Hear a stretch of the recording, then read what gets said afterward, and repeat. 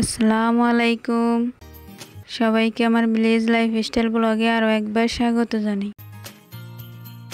কাছে এবং দূরে, দেশ এবং দেশের বাইরে যে যেখান থেকে আমার ভিডিওটি দেখছেন, আশা করছি আল্লাহ তাআলার অসীম রহমতে সবাই ভালো আছেন, সুস্থ আছেন। আমরাও আলহামদুলিল্লাহ ভালো আছি। বরাবরের মতোই আপনাদের সাথে আছি আমি শাহিনুর। আজকের ব্লগটা সকাল থেকেই শুরু করা।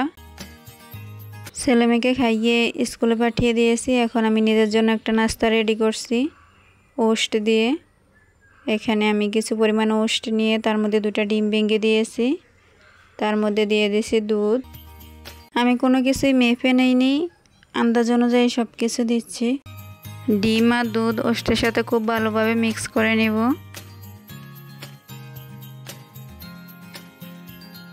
মিক্স করা হয়ে গেলে এর সাথে কিছু উপকরণ অ্যাড করব।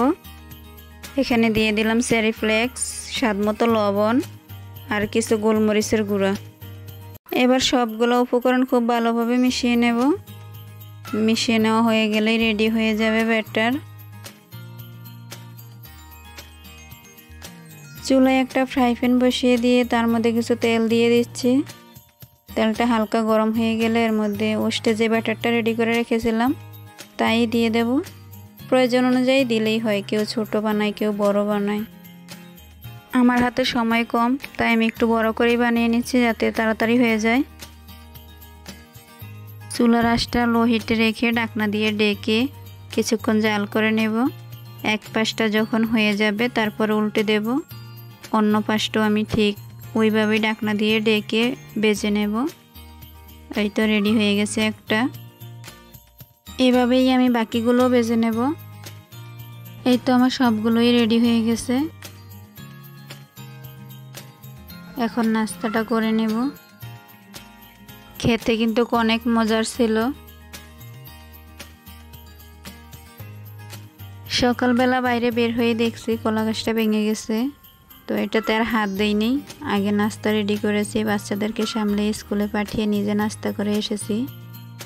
এখানে একটা কলার ছড়া আছে, এটা কাটবো এখন। এর 4-5 দিন আগেও একটা কলা গাছ ভেঙে গেছিল, ওই ছড়াটা কেটে রেখেছিলাম। এখন ছড়ার থেকে কলাগুলো আলাদা করে কেটে নেব। কেটে যে আমরা একা খাবো সবগুলা তা নয়, বাড়িতে 3টা পরিবার আছে, সবাই খাবে। আমার বাসুর, আমার দেবর আর আমরা 3 ফ্যামিলি থাকি এক বাড়িতে। আমার একটা ননদ আছে বাসার পাশেই, তেমনও কাছে না, কিছুটা দূরে কিছুটা কাছে। ওনার জন্য কিছু রাখবো। আমার ননদ মোট 3টা, তার মধ্যে আপুর বাসায় একটু কাছে, উনি অল টাইম আসেন, আমাদের খোঁজ খবর নেন। দুপুরে কি রান্না করব ওটা ভাবতে ভাবতে ভাবলাম যে ঘরে কিছু সবজি আছে, আজকে সবজি রান্না করি। এই গাছটার কলাগুলো ভালোই খাওয়ার উপযুক্ত হয়েছে, তাই এখান থেকে 2টো কলা পেরে নিচ্ছি। আমার 2টাতেই হয়ে যাবে, তাই 2টাই পারছি। এখন চলে যাব কাটাকুটি করার জন্য। এই তো কিছু সবজি আমি এখানে নিয়ে নিয়েছি কাটার জন্য। এগুলো দিয়েই করবো, এর বাইরে আর আমার কাছে সবজি নাই। এখন যেটা দেখছেন ওটা আমার আপু, মানে আমার নিজের বোন, আমার জন্য এগুলো পাঠাইছে। ওনার মেয়ে আসছিল। সবগুলো জিনিসই আমার অনেক পছন্দের। লেবু তো আনলিমিটেড খাই আমি। তো যাই হোক, এগুলো রেখে এখন সবজি কাটা শুরু করি। এক এক করে সবগুলো সবজি কেটে নেব। এখানে আছে কলা, কাঁকরোল, আলু, মিষ্টি কুমড়া আর পেঁপে। আমি আমার পছন্দ অনুযায়ী শেপ দিয়ে সবজিগুলো কেটে নেব। তো সবজি কাটা হতে থাকুক, আপনাদের কাছে একটা কমন রিকোয়েস্ট করে নিচ্ছি। যদি আমার ভিডিওটির কোনো অংশে কিছুটা ভালো লাগে থাকে, প্লিজ ভিডিওটিতে একটা লাইক দিতে ভুলবেন না। আর চাইলে আমার চ্যানেলটি সাবস্ক্রাইব করে পাশে থাকা বেল বাটনটি বাজিয়ে দিতে পারেন। এতে করে আমি কোনো ভিডিও ছাড়ার সাথে সাথে আপনার কাছে নোটিফিকেশন চলে যাবে, আর আপনি সময় সুযোগ করে আমার ভিডিওটি দেখে নিতে পারবেন। আর হ্যাঁ, আপনাদের ভালো লাগা মন্দ লাগা বা আমার কোনো ভুল ত্রুটি থাকলে তা কমেন্ট করে কমেন্ট সেকশনে জানিয়ে দিতে পারেন। সবজি কাটা শেষ। এখন কিছু কাঁচামরিচ বেছে নিয়ে তারপর চলে যাব পুকুরে সবগুলো পরিষ্কার করার জন্য। সবজি পরিষ্কার করে ফিরে আসছি রান্নাঘরে রান্না করার জন্য। আমি যে আজকে শুধু সবজি রান্না করব তা কিন্তু না, সাথে কিছু গরুর মাংস ভুনা করব। আমি আগে গরুর মাংসটা ভুনা করে নেব। এখানে গরুর মাংস ভুনা করার জন্য একটা কড়াইয়ে কিছু তেল দিয়ে পেঁয়াজ দিয়ে দিয়েছি, তারপর দিয়েছি দারচিনি আর তেজপাতা। এখন দিয়ে দিয়েছি বাটা মশলা, পেঁয়াজ বাটা, রসুন বাটা, আদা বাটা আর কিছু টমেটো বাটা। এখন মশলাগুলো ভালো করে তেলের সাথে ভেজে নেব যতক্ষণ না কাঁচা গন্ধটা যায়।